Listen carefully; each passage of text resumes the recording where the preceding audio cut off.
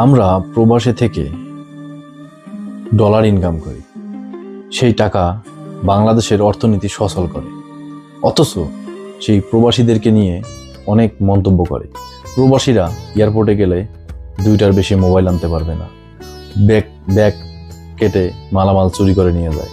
তাহলে আমাদের যে প্রধান উপদেষ্টা ডক্টর মোহাম্মদ ইউনূস স্যার, সে অনেক কথা বলছিল যে প্রবাসীদের জন্য ভিআইপি দেবে।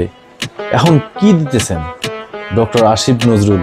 সে বলতেছে প্রবাসীরা 60 দিনের বেশি থাকতে পারবে না বাংলাদেশের। আমরা বাঙালি, আমার দেশ, আমি 60 দিন থাকবো না 1 মাস থাকবো না 6 মাস থাকবো, সে বলার কে? আমাদের টাকাই সে চলে, তাহলে কেন সে এই ধরনের কথা বলবে? অবিলম্বে তার পদত্যাগ চাই, না হলে রেমিটেন্স শাটডাউন ঘোষণা করতেছে সব দেশেই, আমরাও রেমিটেন্স শাটডাউন ঘোষণা করব।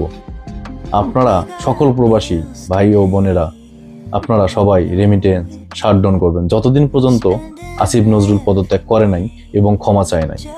আর এয়ারপোর্টের ব্যবস্থাটা যতদিন পর্যন্ত ভালো হয়নি ততদিন পর্যন্ত আপনারা কেউ রেমিটেন্স পাঠাবেন না। আমাদেরকে এয়ারপোর্টে গেলে হয়রানি করে।